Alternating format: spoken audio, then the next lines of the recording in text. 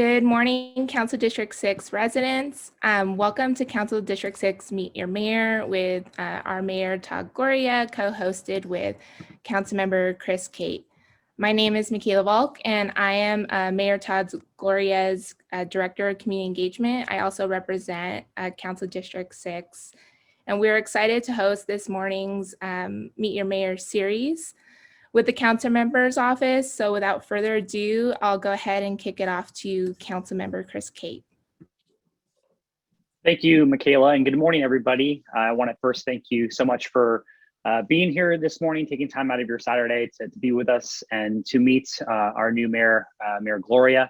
I've had the great fortune of knowing the mayor for a number of years now, and got to briefly work with him when he was on the council when I first came on, and then worked with him when he went up to the state assembly.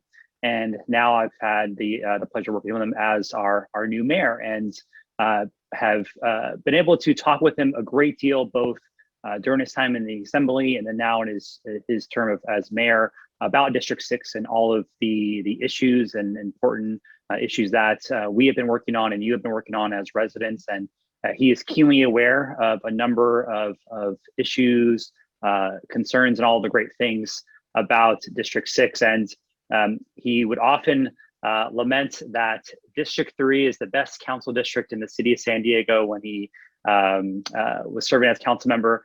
My hope is that we can change his mind a little bit and have him say that District 6 is now the best council district in the city of San Diego. But without further ado, I'd like to introduce Mayor Todd Gloria.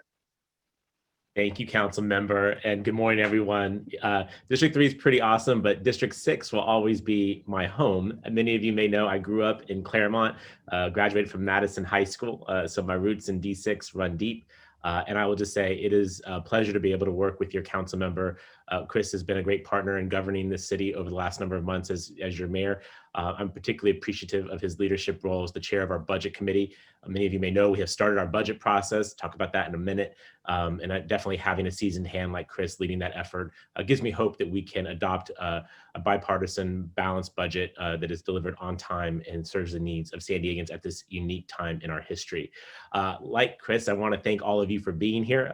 We live in San Diego. It's a Saturday morning. You could do any number of incredible things, but you're here with us because I think you care about our city. And obviously the council member and I do as well. And this is really an opportunity for us to share a little bit about what's going on at City Hall, and then to hear from some of your community leaders, as well as some of you with the questions that you may have or comments about what's on your mind.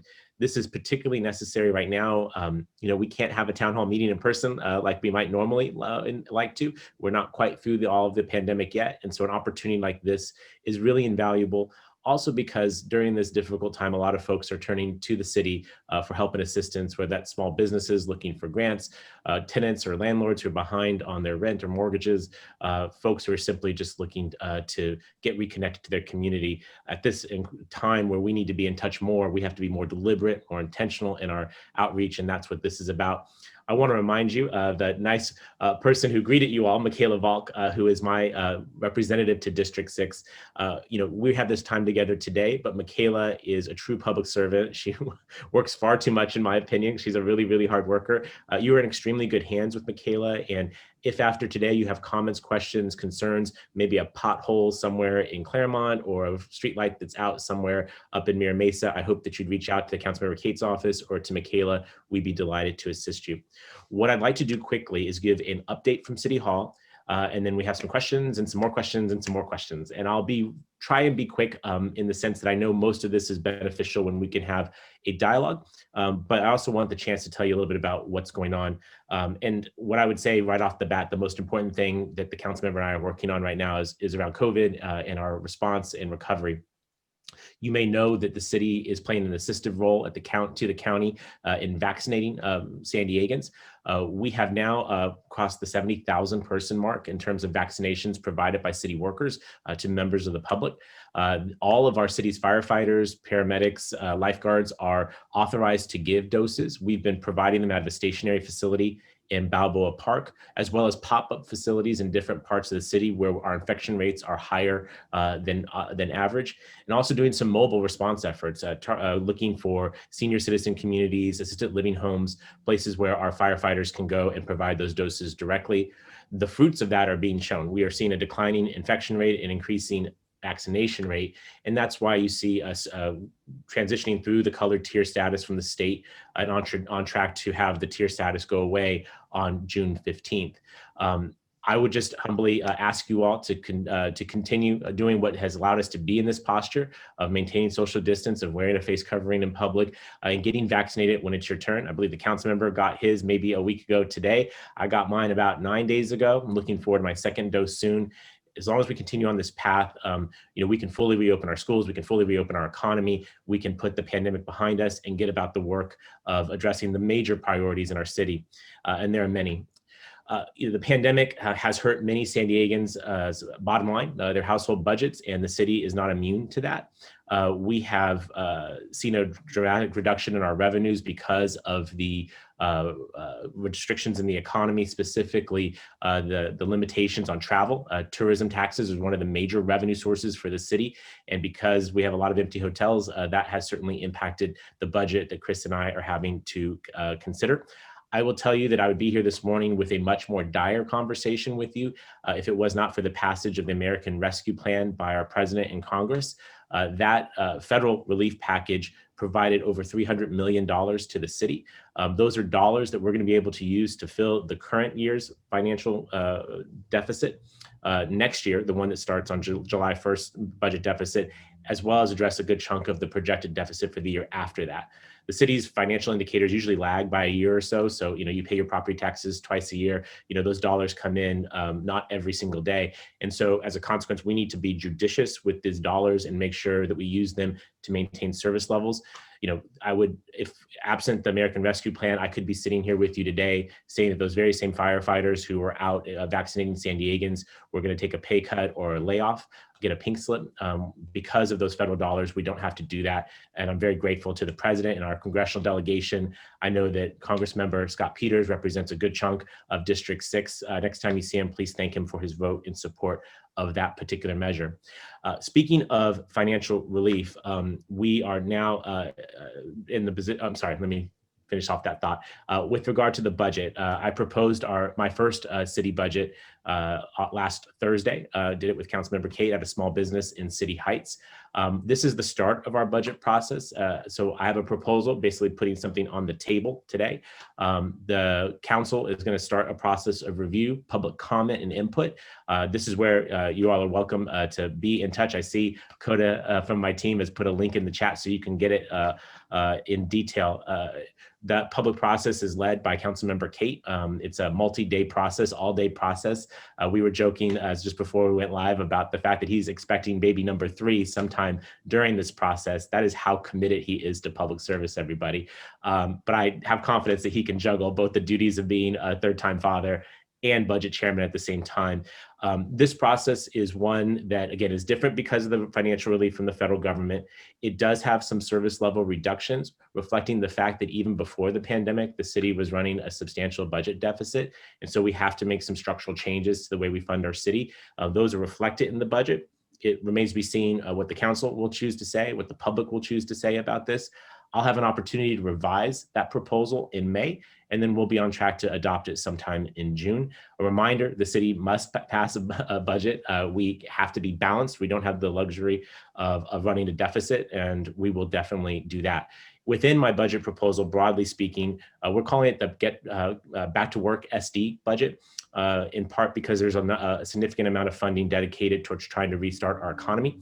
That's everything from $10 million worth of forgivable loans to local small businesses and nonprofit organizations. We're leveraging those dollars with funds from the San Diego Foundation to make that fund even larger. We know that those funds have been determinative. I mentioned that Chris and I were at a small business in City Heights the other day to introduce this budget.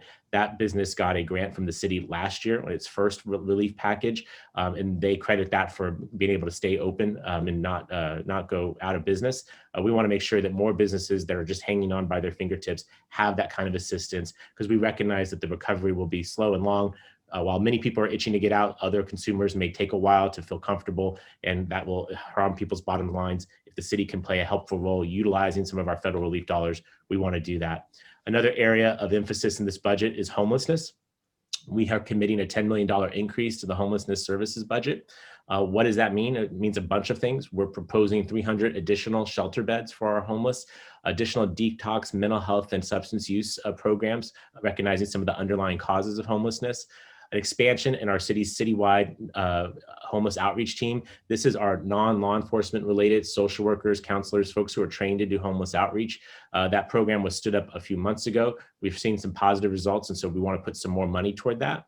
Another thing we're investing in is a partnership with our community college districts to try and train the workers to actually do homeless outreach. It's difficult right now to do some of this work because we don't have enough workers to do it. Training the folks that can actually perform these tasks is pretty important, so that homelessness budget is critical. The last thing I want to mention in terms of budget allocations is a real commitment to youth and families in this particular budget. We recognize that our young people have been in school largely from home for the last year or so. We recognize school is about to get out and we need our kids engaged. Some of you may have saw the announcement from our San Diego Unified School District yesterday about a robust summer programming robust summer programming in summer school. We want to augment those dollars with some funding of our own that would go to our rec centers and other nonprofit-based organizations to make sure that this summer our kids have a host of good options to spend their time, whether it's recovery in terms of their education, towards youth employment to get them some skills and pathways to careers, or just simply keeping them occupied and busy, particularly as parents go back to work. We think that's a smart investment. There's a lot more in that budget. Again, check out the link that that Coda put in the chat, and we'll go from there. I want to hit two more topics, if I may, and then we'll toss it for questions. One is I already mentioned a little bit about homelessness. It's interesting to me that when I talk with San Diegans, we're in the middle of a pandemic, we're in the middle of an economic slowdown, but homelessness is what I'm asked the most about. Hence the need to plus up that budget and try and create some more opportunities for service beds and get people off the streets. My general commitment to this is a real desire to change the status quo on homelessness. Many of you may know we've been spending more than we ever have on this particular problem, but we're not necessarily seeing the results that we want. This is probably best personified by the indoor skydiving facility that the city purchased under my predecessor that is for homeless, but actually doesn't house anybody. When you spend $7 million but don't house anyone, you recognize why that process of spending more but not getting anything for it is determinative. I already mentioned we have a new non-law enforcement homeless outreach team that I think is going to help pay dividends, and we have some indication that's the case. We also have a proven strategy in the convention center. Some of you may know that the convention center was repurposed last April into an interim homeless shelter. What that did was really force the city, the county, and nonprofit providers to all get under one roof and serve our unsheltered population. Over the 1 year or so that it operated, we served over 4,000 homeless San Diegans, helping over 1,300 of them find permanent housing. This is an indication of what happens when we make this a priority, when we work together as different levels of government, public and private sector, and we've been able to get a bunch done.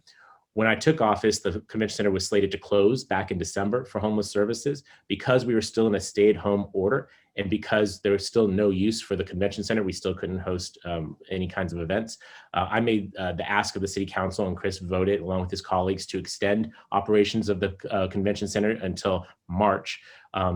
Back on March 22nd, we began moving folks out of the convention center and into our existing city shelters, one of which is right at City Hall. We have 500 people who are sheltering at Golden Hall at the base of City Hall, along with some other shelters around the downtown area. So we were able to successfully close that facility as a convention center and transition people to other opportunities around the city.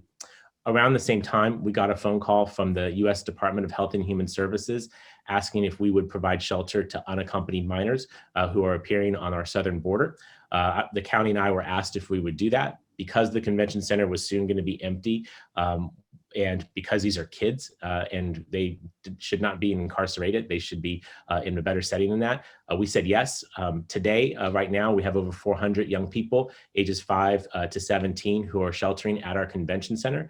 They are brought to San Diego by the U.S. Department of Health and Human Services. Their average stay is about 30 days. We need those 30 days to confirm their identity, find their family members, confirm their identities, and then transition them to family or immigration sponsors for their due process under immigration law. We are going to be hosting these children there until July 15th. We've been very clear about that. We anticipate having a convention center business in August. And so that July 15th date will allow us to successfully transition that facility and then move into an ability to host events again. I will tell you that I've been a regular visitor to our convention center. I said when we were going to host this that we would have the highest of standards. And I will tell you that from the County of San Diego, Children's Hospital, South Bay Community Services, they're really meeting my expectations. There's no chain link fence. There's no tinfoil blankets. What we have are, I think, a decent situation, better than Border Patrol custody, not as good as a home, but this is the best that we can do. This is what we need to do to care for these children right now.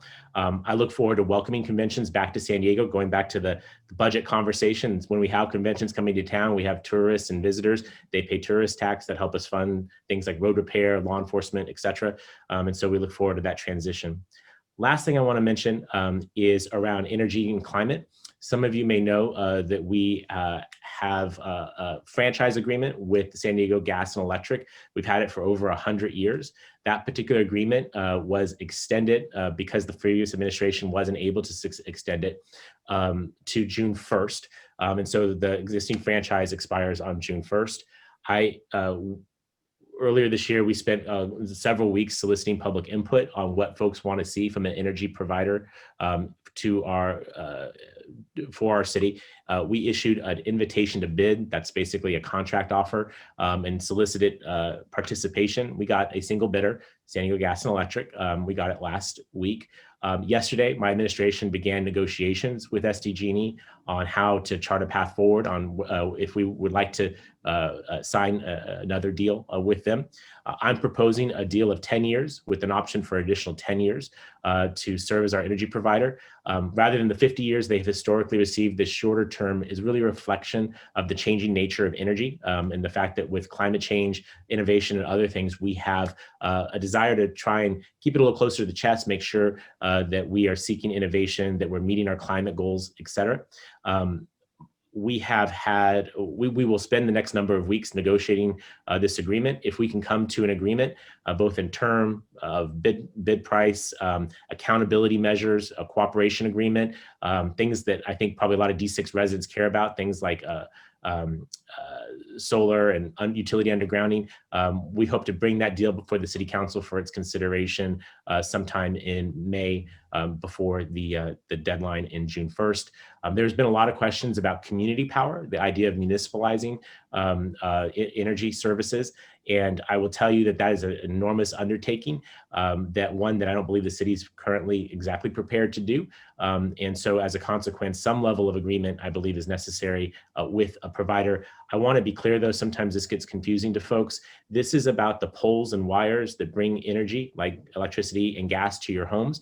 This is not where we get the energy. The city made a decision several years ago to move to a community choice energy, San Diego Community Power. This is how we will meet our 100% renewable energy goals. So we are transitioning, and my budget has money to transition city facilities to 100% renewable energy. So that question of how and what level of renewables we get has already been decided. This is really how we receive that energy, poles and wires. And again, that agreement will be before the City Council, assuming we can find agreement at the negotiating table sometime next month. So I've thrown a lot at you, and that's just the tip of the iceberg. It's a big city, 8th largest city in the country, got a lot going on, but some of those are the big things. I'm gonna toss it back to Michaela. I know we have a number of questions from community leaders. Look forward to getting to those, some from the floor, some that have been sent in advance. So look forward to this dialogue, and thank you again for being here this morning. Thank you, Mayor Gloria. We'll also bring in Councilmember Cate. So we're now at our Q&A portion, and I'll be inviting some community leaders to ask either the council member or the mayor some questions pertinent to their communities. Just a reminder to our panelists, if you could introduce yourselves and ask your question within 1 minute or so that we can get through all of our questions today and some live Q&A. So first up, we have Barry. And Barry does a lot of things for a lot of different communities in D6, so I'll let her introduce herself. Thank you. Hello, Mayor, Council Member Barry Vaz. I'm the president of the Mira Mesa Town Council. I also chair our Mira Mesa Community Foundation and do a few other things. I guess this question's best addressed first to the council member. It's one of our big ones. The streets of Mira Mesa were suffering from deferred maintenance, as evidenced by the number of potholes. And additionally, we know that Gold Coast and Parkdale were incorrectly built when Mira Mesa was first developed. And we suspect there may be more streets that will require complete reconstruction rather just patching and slurry sealing. So what is the plan to address this backlog of street repair and to fund the required construction without putting the city into a huge amount of debt? Great question. Thank you, Barry. And Barry does quite a few more things than what she outlined. That's definitely for sure. Really in relation to Gold Coast and Parkdale, and the mayor and I have had a number of conversations about those two streets and the importance of making sure that we get the funding to fully reconstruct those streets, knowing that that's a project that's going to be extremely intense for the residents who live on those two streets. And in order for us to do this right, we not only have to get the funding for it, but we have to be very open and transparent about the process and ensure that the residents who live on those streets fully know what to expect when it comes to the construction by our crews and making sure that streets are done right. In terms of other streets, we make it be known in our budget priority memos and throughout the year what are the requests from residents, and we encourage you to email us, email the mayor's office, email Michaela, and let all of us know what your priorities are. But I know that hashtag sexy streets is really big with the mayor, and so maybe if he wants to chime in real quickly about that as well too, we'll allow him to do so. No, Barry, first off, thank you for what you do. Councilmember Cate has beaten into my head Gold Coast. We're going to work on that. There is some additional money in this year's budget proposal to do more road repair. We also just went to the bond market to get a significant amount of funding that will be programmed. A portion of it will be programmed for road repair. I think the best thing you all can do is to identify those key streets. I think you already done that, and then just really drive it home through your council member, through Michaela. We'll do our best to prioritize them as we allocate both the dollars in the budget as well as the dollars from that bond financing. Thank you. Our next panelist this morning is Julia Schreiber. Hi, I am Julia Schreiber, and I'm here to represent Sorrento Valley neighborhood. I am on the Sorrento Valley Town Council. As well, I'm on the board of Mira Mesa Community Planning Group. And one of the big problems our neighborhood and the Mira Mesa community has is traffic. And with the new developments of high density projects like Stone Creek and 3 routes totaling over 6,000 units, it is very important to the community that Carroll Canyon Road, adjacent to Camino Memorial Park, is connected to 805 and the 15. So what is the city doing to make sure that this road is built before construction is complete so that the traffic can be mitigated? Yeah, another great question. Thank you, Julia, for that. As part of the adoption of the 3 routes plan, the city right now is in the process of designing the alignment for where to connect Carroll Canyon Road to the 805. And then as we eventually build out going east with Stone Creek, it eventually extend all the way to the 15 so that we have that third east-west thoroughfare in conjunction with Mira Mesa Boulevard and Miramar Road, and not to fully impact those 2 streets with those developments. So our hope is that as we go through design and figure out what the best alignment is with the funds that are going to be paid for by developments, we can expect the construction of that alignment to go on further west of 3 routes project and make that connection. And then again, as the Vulcan Stone Creek project gets built out and extends eastward as well to the 15. So we have made it be known to our planning departments and folks at the city staff that this is a huge priority, because we need to be able to have those residents and those two developments be able to get through and get on to the freeway. And we're also working in conjunction with SANDAG to figure out if they want to extend the BRT routes, the bus rapid transit routes along these thoroughfares as well too, that's they're fully built out and connected and be able to do so. Thank you. Thank you, Councilmember. Our next question is from Lisa Johnson, so I'll bring Lisa on. Good morning. Thanks, everybody. Thank you, Mayor Gloria and Chris, for being here today and chatting with us. So I know you addressed this a little bit, Mayor Gloria, in your intro, and I wanted to thank you for highlighting the need to address the many, many unsheltered people in our community in your recent proposed budget. While more funding can be very helpful, my concern is that many of the proposed solutions focus on temporary shelter and assistance and the root causes of homelessness, which are many, and mental health and the behavioral effects are not being fully addressed. I can appreciate the complexity of each person that is on shelter situation and the impacts that everyone in our community has because of that, from families to schools to businesses. But it seems like little has been done and really changed in the last 20 years since I've lived in San Diego. And in fact, it seems like it's gotten worse, even with all the increases in funding. So how will your administration, beyond what you've already mentioned, really address this issue so that it improves outcomes and implements permanent solutions for our community and the unsheltered?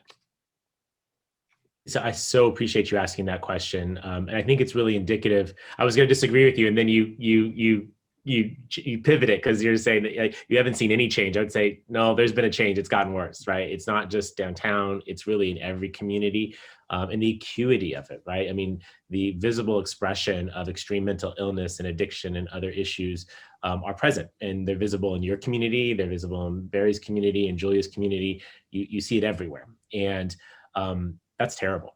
That's not acceptable, and we have to change that. And to your specific question, I appreciate you getting the root causes and the permanence. I will tell you that last year the city adopted a homelessness action plan. And I would encourage folks to read it. Hopefully my staff maybe can put that in the chat. It's pretty exhaustive. It's very specific.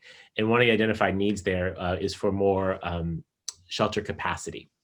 And so that's hence what you see in this budget proposal when looking at where the gaps are. The ability to get folks off the streets was one of the identified needs. And so that's why we're following the plan that was unanimously adopted by the city council to put commitments there. But I like how you're thinking, because we do need to address the underlying root causes. Mental health and substance use are certainly causes. I will also say wage stagnation, widening gulf of income inequality. I mean, there's a number of reasons. Housing affordability. Julia was asking about the housing that is slated for her community and surrounding. I mean, we need more housing to be able to accommodate these folks at price points they can afford, not just the luxury stuff, right? But the stuff that folks who are very low income and humbly working in middle class San Diegans, folks who don't earn enough to afford that luxury housing, but make too much to qualify for the programs we have. There's a whole host of needs for housing.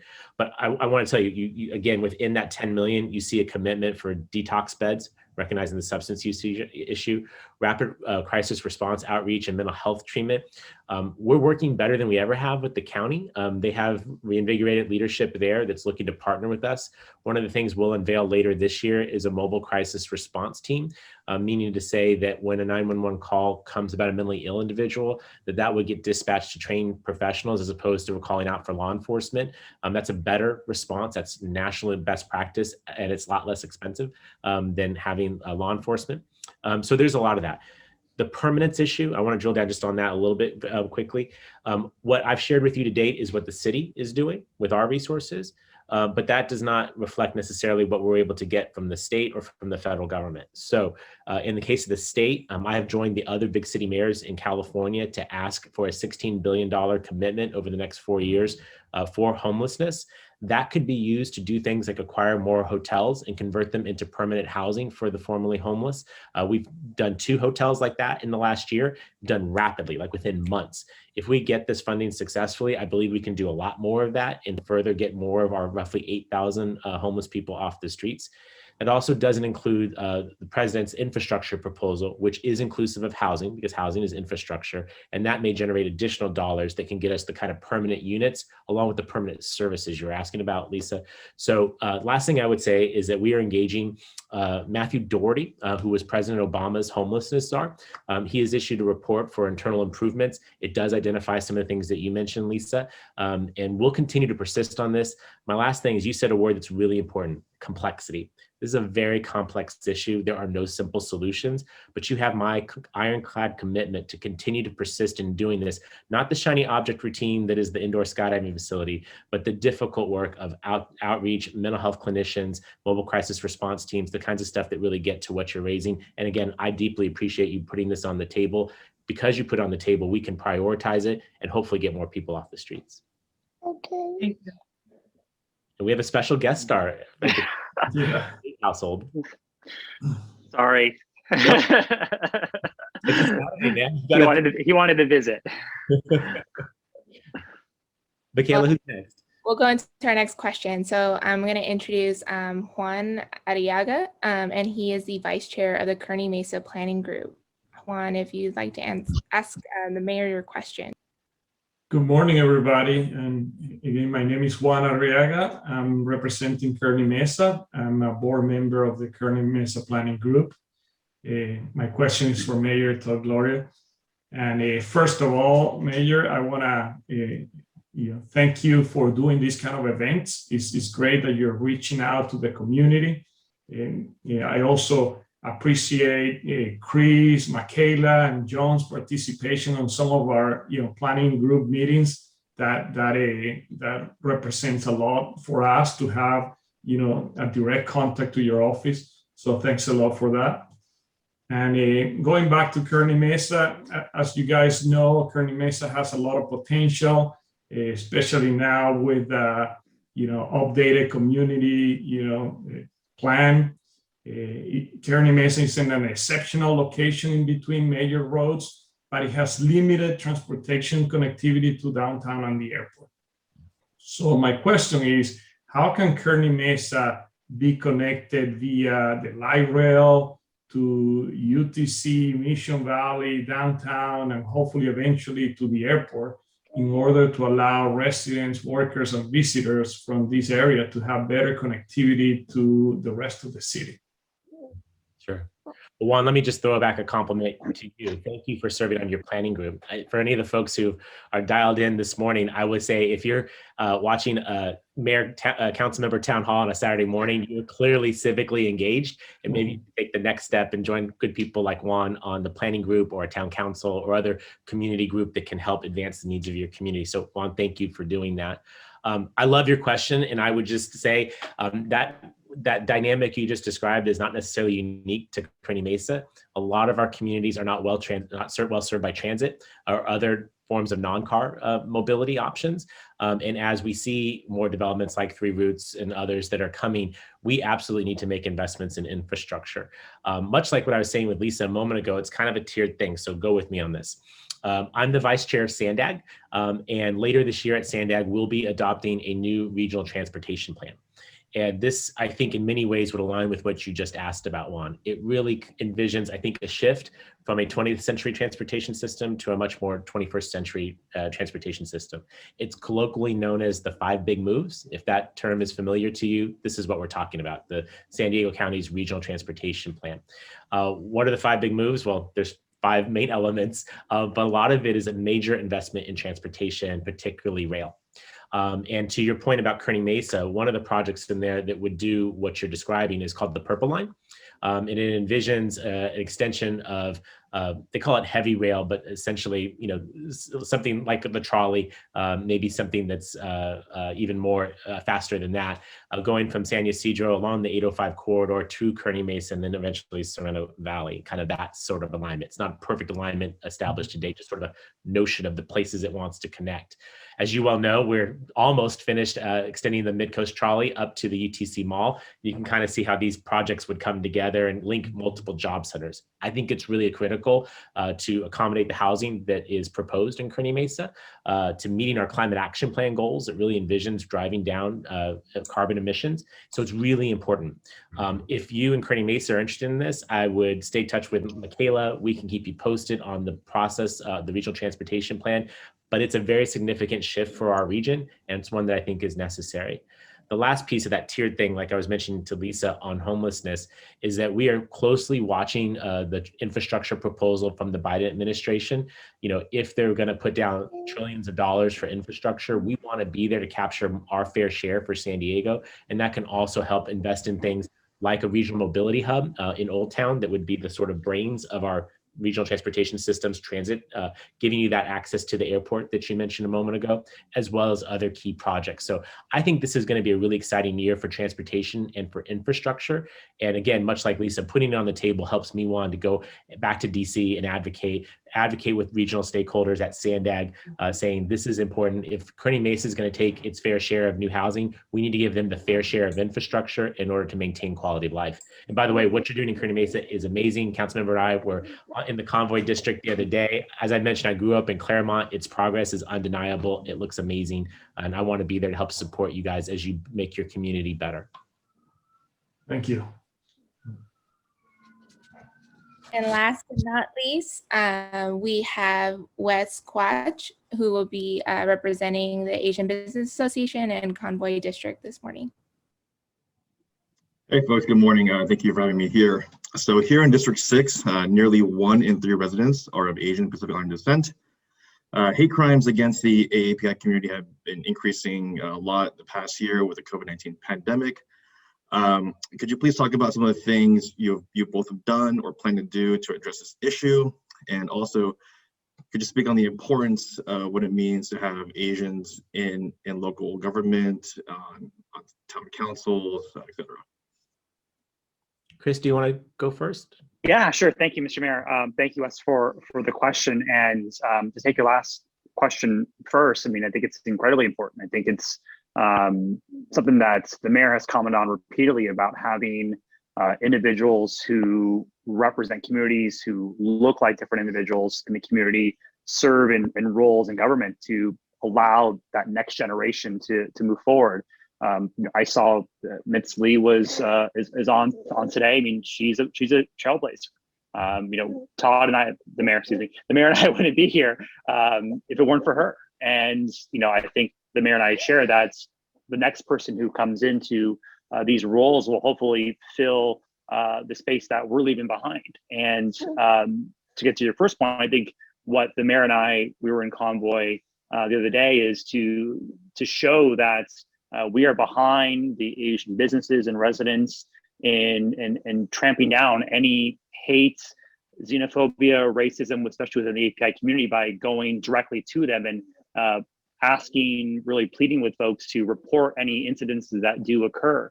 I was with our police departments last week, walking the businesses in Mira Mesa, expressing that same viewpoint. And we need to continue to do that type of outreach, and also educate and celebrate, educate folks about the different cultures within our Asian community, as well as celebrate the diversity that we have. And in San Diego, we've done an incredible job of that throughout the year with different programs and fairs and events that really highlights what we offer in terms of diversity and culture as an API community. So we'll continue to do that.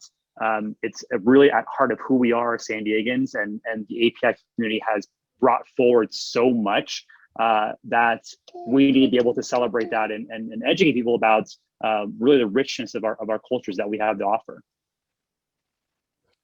Thanks for those comments, Chris. And if I may just add, first off, Wes, thanks for putting this on the table.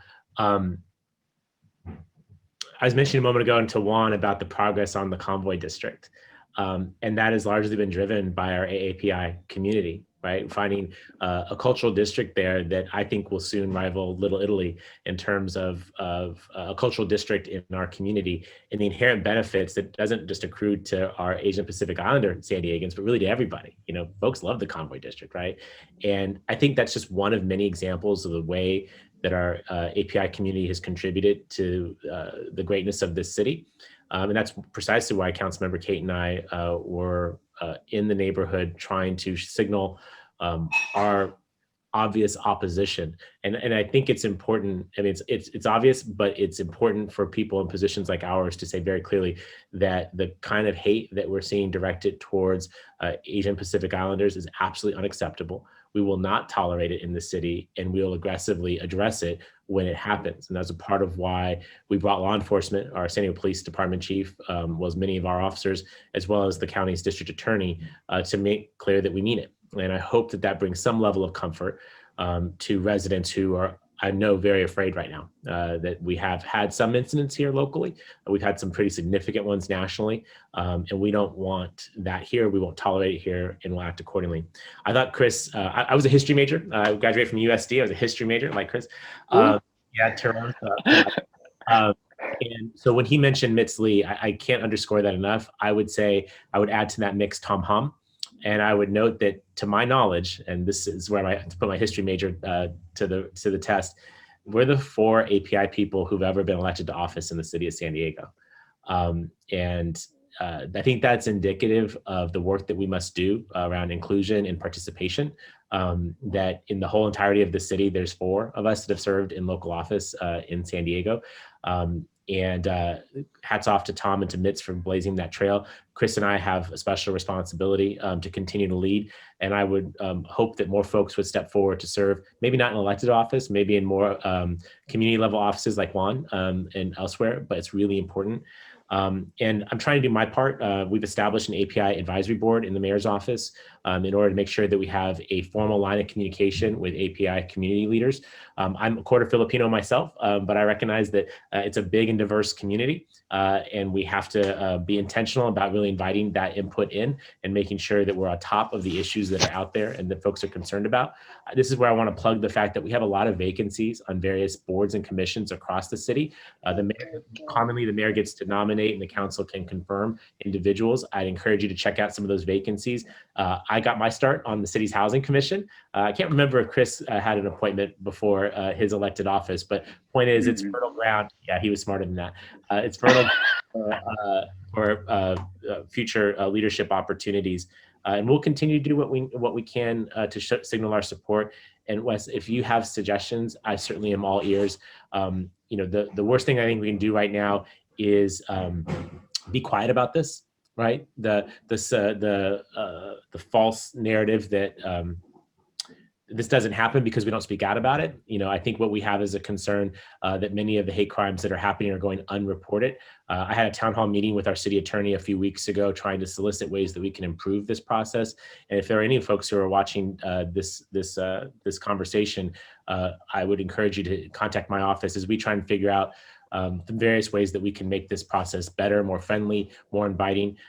We look at the data and we see upticks, but I think that what we all know, and the police chief I think said this the other day on Convoy, that we know a lot of folks aren't coming forward, and we can't solve for what we don't know. And what we recognize is hate motivated incidents may not be a crime, but it's hate motivated, prejudice is behind it. Those folks often graduate to hate crimes, and that's why speaking up and reporting this stuff is really important. Again, I know it's a sensitive time in the community, and I want you to hear directly from your mayor. This is not acceptable. It won't be tolerated, and we'll hold people accountable. Thank you again, Wes, for the question. Now we'll be moving to pre-submitted questions that were submitted when folks were RSVPing for the event. The first is for Mayor Gloria.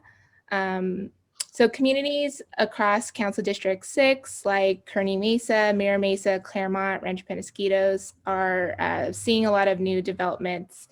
The communities are concerned that the proposed park master plan DIF fees will go into a citywide fund where the money can be used for projects in any community, not just the community where projects generating the funds are located. So the constituent phrased, rather than punishing the new communities, why can't the city come up with a plan to generate funding dedicated to older communities with no DIF funding from developers? Yeah. Thanks the person for that question. I have a anticipation of this morning's conversation. I've been visiting a lot of the communities that were mentioned in that question and getting similar questions. And so I appreciate the opportunity because there's, I think, a little bit of misinformation that's behind that. And that's what Chris and I's jobs are, right? We often are about needing to provide good and factual information to the public. I want to be clear, the existing dollars that have been assessed in development impact fees for specific communities cannot be repurposed. Those dollars that have already been collected, it would not be legal to take money from, say, near Mesa and give it somewhere else under our current rules and even under our proposed changes. That's just the law. What we are looking to the person's question about, generating funds citywide, that's essentially what the Parks Master Plan is intending to do. Most cities have a citywide fee, and what we're suggesting is that we would do it this particular way in order to address these deficiencies in communities. And it's interesting the way the question was phrased about punishing communities that are accepting new growth. I don't want to speak for the council member, but I think he feels the same way. Communities that are stepping forward to take on their fair share of our housing deficit should be rewarded. Right, we should be investing in those same communities in order to maintain or enhance their quality of life. Right, many communities will simply say no. For those communities like near Mesa or Sorrento Valley who are stepping forward and saying yes, we'll help Kearney Mesa. Yes, we'll help. They should see a commensurate increase in their infrastructure, in their parks quality, et cetera, et cetera. That citywide fee could help us to do that.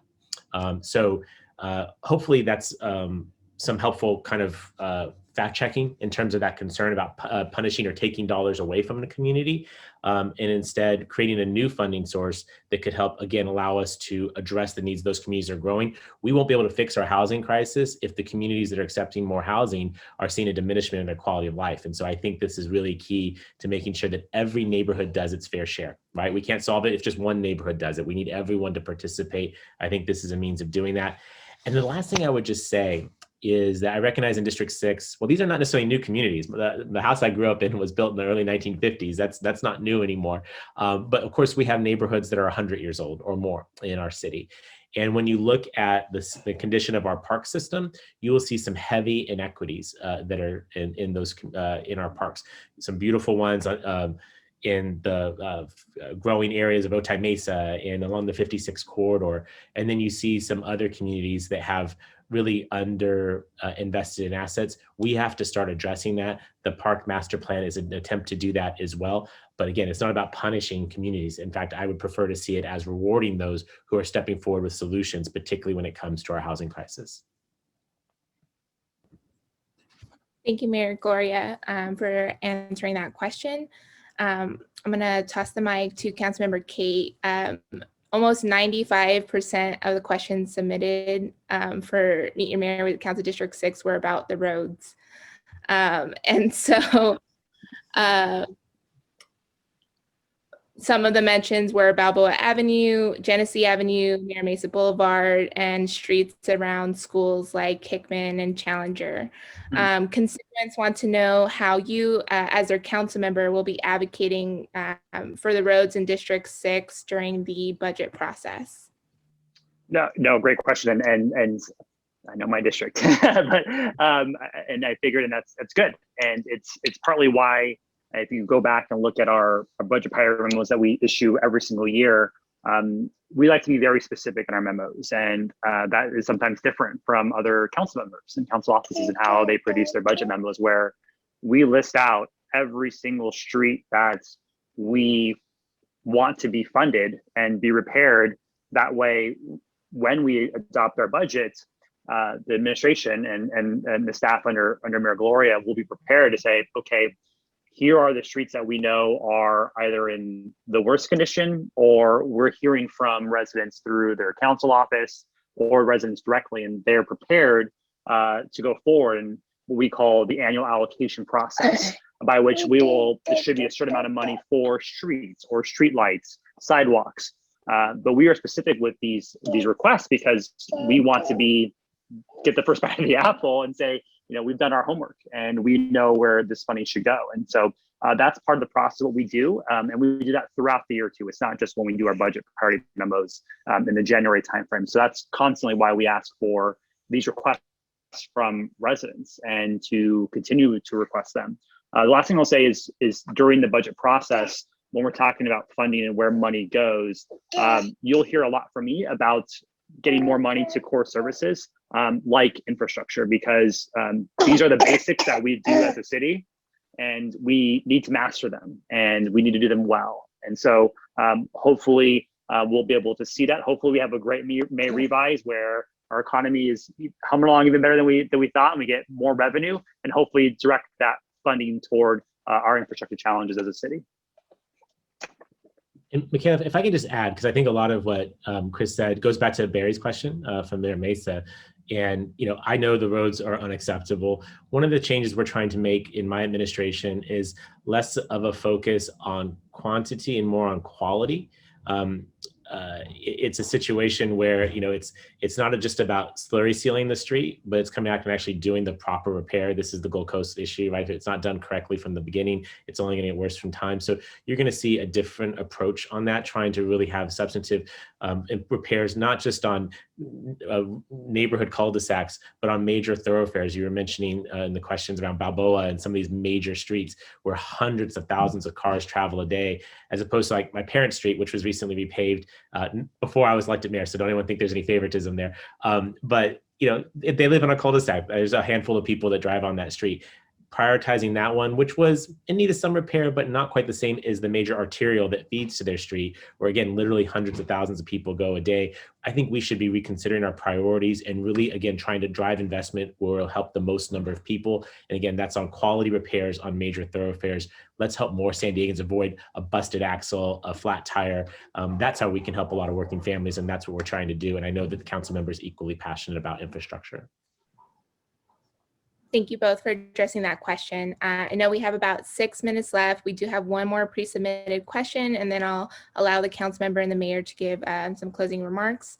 As you know, Mayor, we've attended the 4th of July parade in Mayor Mesa for many years. And with COVID last year, we weren't able to have the parade. But Rosalind from Mayor Mesa wants to know if we'll be able to do the fireworks this year, and what needs to happen before we can gather again safely with friends and family. Yeah, oh man, it was hard last 4th of July, right? And all the holidays that we've had to give up. So to that fair question, that timing is important, right? I mentioned earlier, the state is anticipating removal of the stay-at-home order essentially on June 15th, based on our current sort of metrics and where we're at.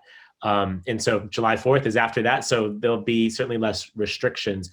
What does that look like? Well, let's remind ourselves that we need to hold the line, right? Continue to social distance, face mask, get vaccinated, all that kind of stuff to make sure we hit that target on June 15th. And then come July 4th, oh, there's Maddie Rose. Hi, sweetheart. Then the county will provide some guidance. What the city's special events team is preparing at my direction to make sure that we have some recommendations. While it may be permissible to have fireworks, and I believe that there will be, I think we're going to be asking folks to try and do things that would limit the kind of gathering. So say, for example, less patrons attending the areas where the fireworks, maybe not a band or a stage, something that could be at the Mayor Mesa Field where you have fireworks, but you don't have thousands of people congregated. I think that there'll be some common sense things that we would recommend. It may not be required, but we'll just try and do everything we can as we get toward herd immunity, as we do everything we can to put COVID-19 behind us. And I think July, as President Biden has indicated, he's anticipating you being able to have a gathering in your backyard with your family. That is different than having a large scale, thousands of people at the park. But I think the good thing about fireworks is that you can watch them at a social distance, right? You can see them from quite a ways away. And I think that would be a great goal for us to have in the short term, to do everything we can to make sure that's possible, that the restrictions are removed on June 15th, and that we can have a great celebration on July the 4th. I will just add, I will just add, Michaela, we got an email yesterday back from our request for the school district to approve the site for the fireworks in Mira Mesa. And we got an email back yesterday from our school board member, Sabrina Bazo, saying that the acting superintendent was able to get the permit approval for the fireworks show. So it sounds like at least in Mira Mesa, we'll be having our fireworks. That's great news. Thank you, Councilmember, for sharing that. All right, well, we have about 3 minutes left. If the council members could give about 1 minute of closing remarks, as well as the mayor. And then for the questions we weren't able to get to today, I'll be showing a slide of staff contact info, and you can follow up with us directly following this series. Well, thank you, Michaela. First off, to you and to all the mayor staff for putting this on and working with us. Jenna in my office is on as well too. So we want to thank all of you for reaching out and wanting to do these and be open and hearing directly from District 6 residents. And to you, Mr. Mayor, thank you again for all that you are doing. It's been a pleasure working with you thus far in your time in office, and look forward to working with you during the budget season, and then also with all of our residents in District 6. And to them, thank you for being here on a Saturday morning, and always feel free to reach out to us. Thank you, council member. How about a round of applause for Chris Cate doing daddy duty and council member duty? That's what you want your council member. And Chris, it is a delight to work with you. Thank you to you and your team for partnering with mine. How many times for the longtime community leaders who are here, many times you've seen a town hall with the mayor, and the mayor says, ask your council member, or you have one with the council member, they say, ask the mayor. You know, I think that's the value of bringing us together, so you can hear the level of consensus and connection that we have, and that we can, again, help prioritize the things that you were mentioning to us today. I thank you for your active engagement. I would tell you that as we come out of this, we're going to need that active engagement. The world's going to be a bit different. It's going to be a bit bumpy for a while. And so the best way to address that is to stay in regular communication. Let us know what your needs are. Let's make sure that we're meeting as many of the objectives as we have as a community. Our goal is to defeat COVID-19, get our economy back on track, and then start tackling the larger issues that are really important for our city: our infrastructure, our housing crisis, our homelessness crisis, our climate crisis. It is a heavy load. It's a lot to do. But I believe in the power of this great city. This is my hometown.